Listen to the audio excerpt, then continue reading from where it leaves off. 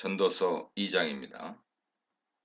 1, 2절 1절도 1장 16절에서처럼 심사숙고와 자기결단이 내포된 자기 마음에 말한다는 어구로 시작합니다. 이러한 자기 요청과 직접 화법의 양식은 전도자가 하려는 시도에 명료함과 절박함을 부여하죠. 그는 자신에게 기쁨과 좋은 것, 토부, 곧 복을 시험해 보고자 합니다. 그러나 그 시험에 대한 결과는 헛됨에 대한 진술로 표현됩니다. 보라, 이것 또한 헛되다. 인간 행위나 지혜에 대한 노력에 이어 기쁨이나 복을 추구하는 삶까지도 헛된 것으로 평가받습니다. 2절에는 헛됨에 대한 진술 이후에 웃음과 기쁨에 관한 두 개의 문장이 나타납니다. 이것은 1장 15절과 18절에서처럼 앞에 나오는 헛됨에 대한 진술의 근거로 작용하죠. 이러한 근거 제시는 전통적인 지혜에서 만나는 과장된 웃음이나 열광적 기쁨에 대한 경고를 인식할 때 이해가 가능합니다. 강조되어야 할 바는 여기에서 진술되는 내용은 전도자가 왕으로서 경험한 그의 경험이라는 사실입니다. 즐거움이나 복에 관한 이곳의 진술은 그의 마지막 말이 아닙니다. 3절로 11절입니다. 전도자는 왕으로서 인생의 의미와 행복을 찾기 위해 다양한 시도를 감행합니다. 3절에 대한 개역개정 번역은 히브리어 본문의 순서와는 다르죠. 히브리어 본문 순서를 따라갈 때 본문의 의미가 좀 더 명확하게 드러납니다. 3절 전반절에서 전도자는 나는 내 몸을 포도주로 이끌어 보고자 내 마음에 애썼다고 말합니다. 몸을 포도주로 이끈다는 말의 의미가 분명치 않기 때문에 다양한 의역이 시도되었습니다. 전도자 자신의 몸을 포도주에 맡겨 즐거움을 얻고자 시도한 행동으로 이해하는 것이 좋겠습니다. 그러나 전도자는 단순히 포도주로 즐거움을 얻는 것으로 만족하지 않습니다. 동시에 어리석음을 멈추고 지혜로 인도받기 위해 노력하죠. 그러한 행동을 언제까지 합니까? 전도자는 내가 이것이 그들의 생명의 날들의 수 동안 하늘 아래에서 행하는 인생들에게 좋은가 그렇지 않은가를 보기까지 하였다고 말합니다. 전도자는 이러한 시도들을 통해 도대체 기쁨이 인간 욕구에 대한 대답이 될 수 있는지를 진지하게 알려고 했습니다. 행복을 경험하려 했을 뿐만 아니라 무엇이 인간에게 행복인지를 알려 했죠. 성경에서 포도주에 대한 진술들은 다양합니다. 기쁨과 하나님의 복주심의 상징으로서 나타나기도 하고 분별력이나 사회 질서를 파괴함으로 비판과 경계의 대상이 되기도 하죠. 그러나 여기서는 자신의 몸을 포도주에 맡긴다는 것이 전혀 문제되지 않습니다. 전도자는 왕으로서 행복을 경험하려고 큰 일들을 벌였습니다. 4절 8절에서 그가 벌인 큰 일들 10가지가 나열되어 있습니다. 그중 전반부에 나타나는 5가지는 왕의 거주지 밖 영역에서 일어난 일이고 후반부에 나타나는 5가지는 거주지 안의 영역에서 일어난 일들입니다. 그는 집들을 지었고 포도나무들을 심었습니다. 동산들과 공원들을 만들었고 그것에 온갖 종류의 과실수를 심었습니다. 그리고 거기에 물 웅덩이들을 만들어 숲에 물을 주게 했죠. 이상의 서술은 창세기의 에덴 동산을 떠올리게 합니다. 두 본문간에 많은 유사한 단어들이 등장합니다. 심다, 동산, 나무, 열매, 무엇을 주기 위해서, 싹이 나다, 행하다, 만들다 같은 어휘들이죠. 두 본문 간의 차이점이 있다면 창세기에서는 하나님이 그 동산을 만드셨지만 전도서에서는 전도자가 만들었다는 것입니다. 후반부에서 전도자가 왕이 되어 한 일은 다음과 같습니다. 그는 남정들과 여정들을 샀고 소와 양떼의 가축들을 소유하기도 했습니다. 그런데 그것은 전도자보다 앞서 예루살렘에 있었던 모든 사람의 소유보다도 많은 것이었습니다. 또한 그는 은과 금뿐만 아니라 왕들과 여러 지방의 보물도 모았습니다. 그는 자신을 위하여 노래하는 남자들과 여자들을 두었습니다. 8절 마지막 부분에 대한 번역은 쉽지 않습니다. 분명한 것은 전도자가 왕으로서 자신이 할 수 있는 일은 다 해보았다는 것이죠. 그는 인생의 온갖 즐거움을 누릴 수 있는 것들을 모두 두고서 마음껏 누렸습니다. 4절로 9절에서 하나의 특별한 요소로 부각되는 것은 리입니다. 이것은 나에게 혹은 나를 위해로 번역될 수 있는데 전도자의 모든 행동이 자기 자신을 위한 것에 집중되어 있음을 알 수 있죠. 동시에 왕으로서 전도자가 가지고 있는 힘과 위상을 보여줍니다. 이러한 묘사는 고대 왕에게 일반적이라고 할 수도 있지만 모든 왕들이 그러한 힘과 위상을 누린 것은 아니죠. 여기에 묘사된 왕의 행동들은 여러 면에서 솔로몬 왕을 떠올리게 합니다. 또한 나는 이같이 창성하여 라고 말하는 9절의 진술은 나의 사업을 크게 하였다 하는 4절의 진술과 상응하죠. 큰 일들을 벌이고자 했던 왕은 결국 자신 앞에 있었던 어떤 사람보다도 위대한 사람이 되었다고 자평합니다. 10절에서 전도자는 자신이 원하는 바는 모두 성취하였고 마음을 억제하지 않고 온갖 즐거움을 만끽했다고 말합니다. 참으로 그는 자신의 모든 수고로 인해 기뻐했고 그것은 자신의 수고로 얻은 자신의 몫이었다고 말하죠. 11절에서 전도자는 자신의 일들을 돌이켜봅니다. 자신이 행한 모든 일들과 자신이 이루려고 했던 모든 수고가 회고 대상이죠. 하지만 그는 매우 부정적인 결론에 이릅니다. 모든 것이 헛되고 바람을 쫓는 것이다 라고 말합니다. 1장 13절로 2장 2절에 이르기까지 3번 반복해서 나타났던 평가가 다시 한번 등장합니다. 11절 마지막 부분 진술은 좀 더 명확하죠. 해 아래에서 아무 유익이 없다. 이것은 1장 3절에 대한 답변과도 같습니다. 10절에서 말한 기쁨에 대한 긍정은 시험의 내재적인 결과로 한정되고 이 모든 것이 최종적으로는 헛됨으로 평가됩니다. 여기에서 독자들은 왕으로서의 전도자가 시도한 실험들의 의미가 무엇인가 묻게 되죠. 그것은 복이 과연 만들어질 수 있는가 문제입니다. 왕으로서 나타나는 전도자는 각종 시도들을 통해 복을 만들려고 시도했습니다. 하지만 그가 그토록 애쓴 복은 만들어지지 않았지요. 기쁨이 그에게 주어진 몫이듯 그가 추구한 복도 하나님께로부터 주어진 선물임을 알게 됐습니다. 이 문단에서는 웃음과 쾌락의 헛됨, 욕구 충족의 헛됨, 지혜의 수고의 헛됨에 대해 묵상해 보시기 바랍니다. 12절입니다. 12절은 지혜의 한계에 대해서 말하는 일종의 기획진술입니다. 이것은 23절까지 이어지는 이후 단락의 내용을 암시하죠. 전바절은 13절에서 17절까지에서 다루고 있는 지혜와 어리석음의 주제를 말하고 있고 후반절은 18절에서 23절에서 다루고 있는 후계자를 고려한 지혜 문제를 말합니다. 12절 전반절과 그 이후 이어지는 첫 번째 단락 13절로 17절에서 전도자는 다시금 지혜와 어리석음의 관계가 어떻게 조성되고 평가될 수 있는지 살핍니다. 여기에서 망령됨과 어리석음은 이사일이법으로 볼 수 있습니다. 즉 하나의 내용을 두 사실로 표현하는 것이죠.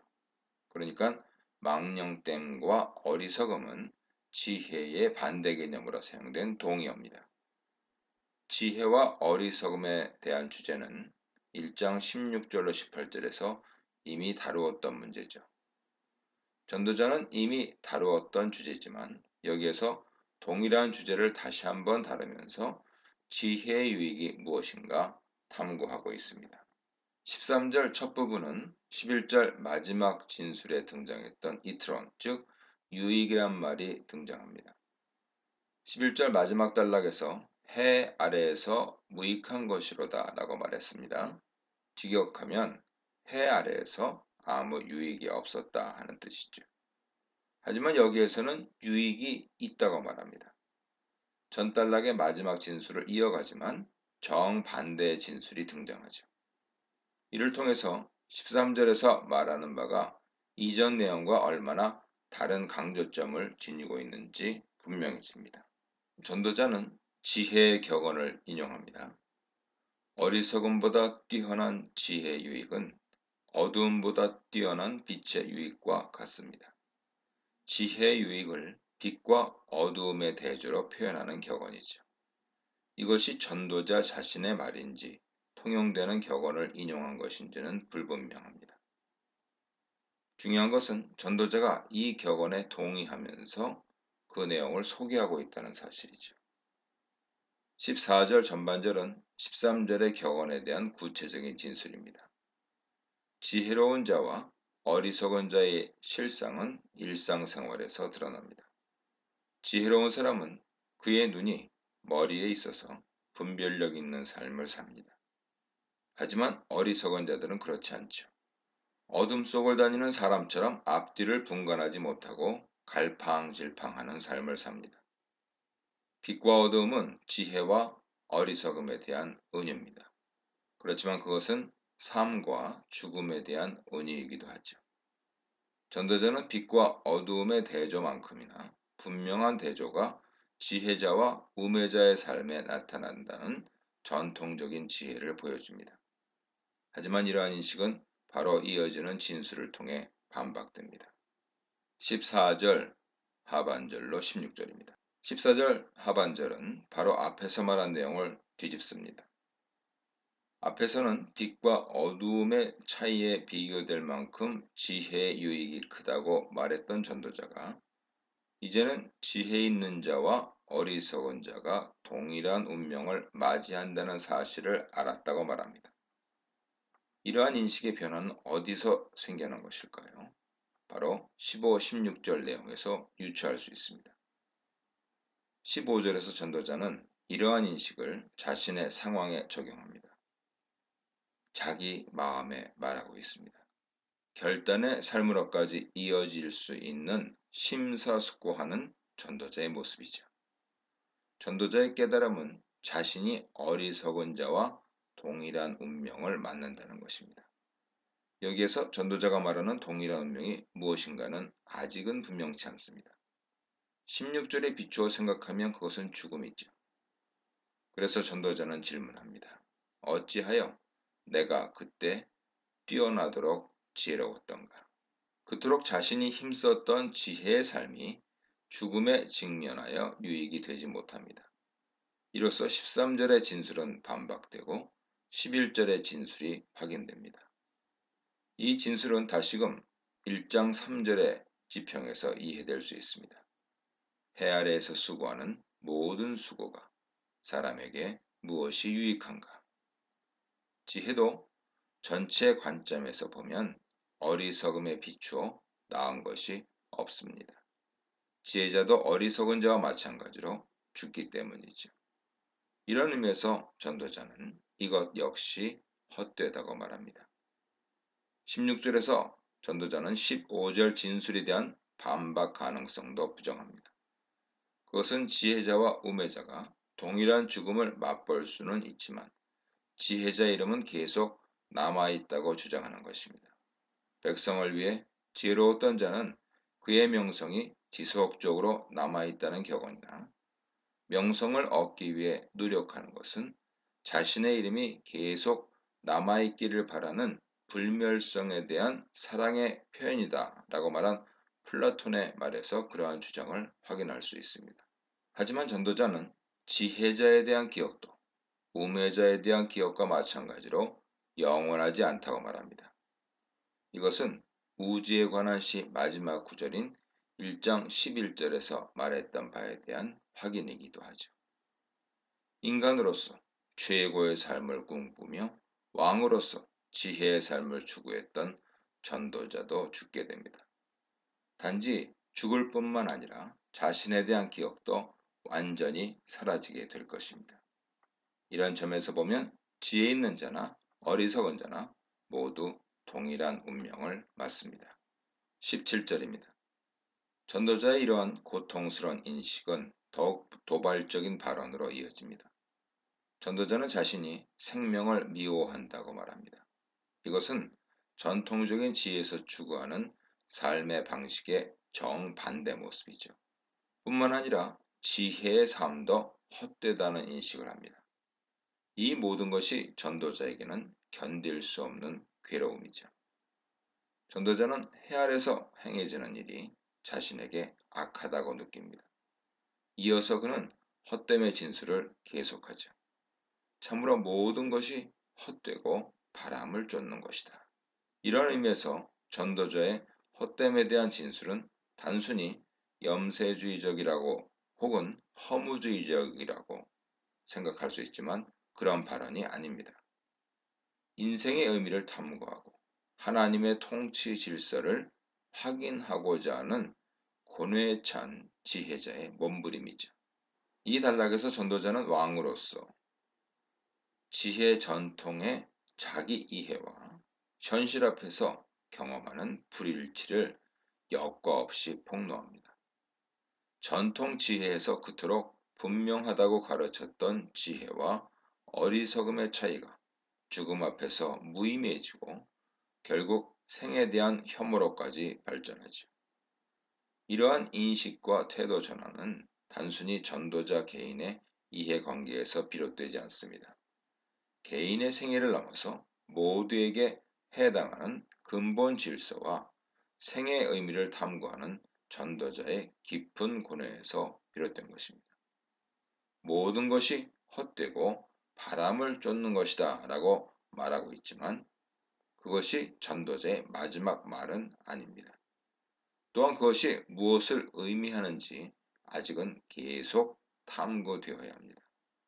하지만 전통 지혜나 현실 이해관계를 초월하여 근본 질서와 생의 의미를 탐구하는 전도자의 진지한 자세는 우리가 배워야 할 모습입니다. 이 문단에서는 새 왕의 헛됨, 빛과 지혜의 헛됨, 지혜자의 헛됨에 대해 묵상해 보시기 바랍니다. 18, 20절입니다. 이 단락에서 전도자는 1인칭 단수 형태로 진술합니다. 전도자는 자기 자신의 개인 경험 차원에서 말하고 있습니다. 이 단락은 전도자의 두 가지 감정에 대한 진술에 의해 둘러싸여 있습니다. 19절에서는 미움에 대해 말하고 20절에서는 절망에 대해 말합니다. 두 가지 모두 전도자가 겪었던 난처함을 드러내죠. 18절에서 전도자는 자신이 해 아래서 힘썼던 모든 수고를 미워한다고 말합니다. 왜냐하면 자신이 수고한 것을 뒤에 올 사람에게 넘겨주어야 하기 때문입니다. 여기에서 전도자가 넘겨주어야 할 것은 그가 수고의 결과로 얻은 열매들이지. 하지만 그 열매에는 전도자가 그토록 애쓴 그의 수고가 고스란히 담겨 있습니다. 여기에 사용된 아말이라는 말의 의미에는 수고 자체와 수고의 결과로 얻은 열매를 가리키는 중의적인 의미가 내포되어 있습니다. 19절에서는 또 다른 전도자의 고뇌가 진술됩니다. 그것은 자신의 뒤에 오는 자가 지혜로운 자일지 어리석은 자일지 알지 못한다는 점이죠. 그러니 그가 와서 자신이 해 아래에서 애쓰고 지혜로움을 다 일구었던 모든 수고 그리고 그 수고의 결과를 치리할 것입니다. 이 두 가지 점에 있어 난처함을 생각하는 전도자의 고뇌가 분명해집니다. 첫째는 자신이 수고한 것을 뒤에 올 사람에게 넘겨주어야 한다는 사실에서 겪는 난처함. 둘째는 자기 뒤에 올 사람이 지혜로운 자일지 어리석은 자일지 알 수 없다는 점에서 겪는 난처함입니다. 그래서 전도자는 이것 또한 헛되다고 평가합니다. 20절에서는 이러한 고뇌 속에서 느끼는 절망감을 표현하죠. 그는 자신이 해 아래에서 수고한 모든 수고에 관하여 절망한다고 말합니다. 결국 이러한 절망감은 행위와 그 결과 사이에 불일치를 경험하기 때문에 생겨난 것입니다. 21, 23절입니다. 21절은 하나의 새로운 시작인데요. 지금까지는 1인칭 단수의 주어를 통해 전도자 자신의 개인 경험 차원에서 말했다면 지금부터는 하나의 객관적인 진술 형태로 일반화되어 발언됩니다. 여기에서는 사람이라는 말이 여러 번 반복됩니다. 21절은 지혜와 지식과 성공으로 수고를 다한 사람이 그 수고의 결과를 그의 몫으로 수고하지 않은 사람에게 넘겨준다는 사실에 대해 말합니다. 이것 또한 헛된 것이며 더 나아가 큰 악입니다. 전도자는 이러한 사실이 이해하기 힘든 것이기 때문에 이전에 말했던 바와 같이 헛된 것이라고 말했지만 그것으로 그칠 수는 없었습니다. 그것은 커다란 악이라고까지 평가합니다. 이는 해 아래서 이루어지는 일에서 마땅히 기대되는 행위 화복 관계의 일치함이 드러나지 않는 것에 대한 전도자의 인식과 탄식을 보여주죠. 이러한 인식은 1장 13절에서 이미 엿보였습니다. 전도자는 하늘 아래에서 행하는 모든 일에 관하여 지혜로 찾고 탐구하는데 그 대상은 하나님께서 사람의 아들들에게 주어 그 안에서 수고하게 하신 힘든 일입니다. 개역개정은 이것을 괴로운 것이라고 번역하지만 라라고 하는 힘든이라고 하는 형용사는 불행한, 힘든이라는 뜻을 가질 수 있습니다. 동시에 악한, 나쁜이라는 의미도 가질 수 있습니다. 전도자는 자신이 탐구하는 대상이 힘들다 하는 것을 넘어서 악하다 하는 지경에 이르고 있는 것을 보게 되죠. 이러한 전도자의 인식은 바로 앞단락인 2장 17절에서도 드러났습니다. 자신에게 이루어지는 일들이 악하게까지 느껴지므로 생의 혐오를 갖게 된 것이죠. 22절은 앞에서 말한 내용을 수사 의문 형태로 진술합니다. 탄식의 의미를 담은 전도자의 수사 의문문이죠. 전도자는 해 아래에서 수고와 노력을 통해 애쓴 것들이 성과 없이 끝난다고 탄식합니다. 수고한 사람에게 남는 것이 없습니다. 23절에서 전도자는 비극적인 인간 현실을 직설적으로 폭로합니다. 사람은 자신의 모든 날들이 고통으로 가득하며 자신의 일 때문에 비탄을 경험해야 합니다. 심지어 안식과 회복을 경험해야 할 밤마저 쉬지 못하죠. 수고의 낮 시간을 보낸 사람이 누려야 할 안식을 경험하지 못한 것입니다. 이것은 욥이 경험한 것과 유사합니다. 욥기 7장 13절 이하 보세요. 욥은 밤의 잠을 통해 안식과 휴식을 기대했는데 오히려 하나님의 꿈으로 놀래키시고 환상으로 두렵게 하시는 것을 통해 안식을 기대할 수 없게 되자 차라리 죽기를 원했습니다. 이런 점에서 욥기와 전도서는 통하는 바가 있죠. 이런 현실 속에서 전도자는 삶의 의미를 발견하지 못합니다. 그래서 그는 다시금 이것 또한 헛되다 말합니다. 24, 26절입니다. 여기에서 전도자는 다시 한번 인간이 맛볼 수 있는 즐거움에 관해 말합니다. 24절에서 그는 먹고 마시며 자신의 혼, 내페시죠. 자신의 혼으로 좋은 것을 보게 하는 것보다 더 좋은 것은 없다고 말합니다. 먹고 마시는 것과 자신의 혼이 좋은 것을 보게 한다는 것의 관계가 부연 설명으로 이해되든 아니면 서로 다른 차원의 낙을 의미한다고 보든 여기에서 중요한 것은 복이 경험 가능한 것으로 설명된다는 것이죠. 그것은 누림이라 하는 말로도 요약될 수 있습니다. 그것이 삶 전체인지 아니면 부분적인 것인지는 열려 있습니다. 전도자의 관찰에 따르면 이러한 복은 인간 스스로 창출하지 못합니다. 그것은 하나님 손으로부터 옵니다. 25절의 해석은 푸쉬 동사에 대한 해석 때문에 두 가지 방향으로 가능한데요. 개역개정에서는 먹고 즐기는 일을 누가 나보다 더 해보았으랴 라고 번역했고요.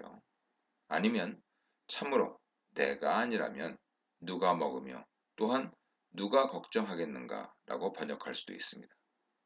전제에 따르면 전도자가 얼마나 즐거움을 누렸는가에 초점이 있고, 후자에 따르면 누림과 함께 나타나는 수고와 걱정의 차원을 강조하는 말이 됩니다. 26절도 어려운 해석인데요.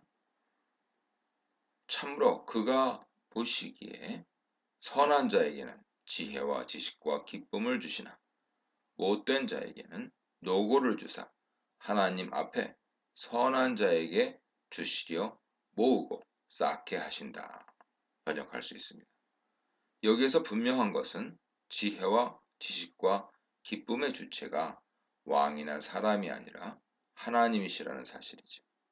그러나 하나님이 주시는 방식은 이해에 불과합니다. 하나님은 지혜와 지식과 기쁨의 선물을 자기 마음대로 주십니다. 이것은 하나님 신비는 선한 사람에게 심술궂게 나타날 수도 있습니다. 그래서 전도자는 이것 또한 헛되고 바람을 쫓는 것이다 라고 말하죠. 이로써 기쁨과 즐거움의 관계에 관한 진술을 합니다.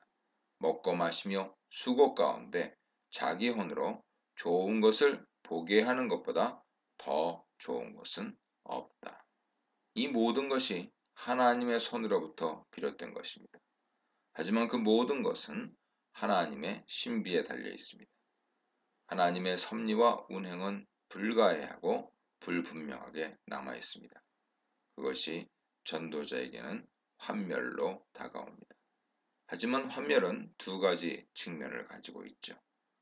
한편으로는 고통을 주지만 다른 한편으로는 해방감을 맛보기도 합니다. 전도자는 왕으로서 자기 기만에 빠졌습니다. 왕으로서 모든 것을 다 할 수 있을 것 같았던 전도자는 자신의 한계를 깨닫습니다. 그는 자신의 지혜가 죽음을 초월할 수 없다는 사실을 알게 됩니다. 또한 그가 수고를 통해 얻었던 기쁨도 죽음을 통해 영원할 수 없다는 사실을 인지하게 됩니다. 그는 환멸을 통해 기만으로부터 자유를 얻고 있는 것입니다. 이 문단에서는 해 아래서 한 수고의 헛됨, 슬픔을 수확하는 인생의 헛됨, 살아서 누리는 것의 축복에 대해 묵상해 보시기 바랍니다.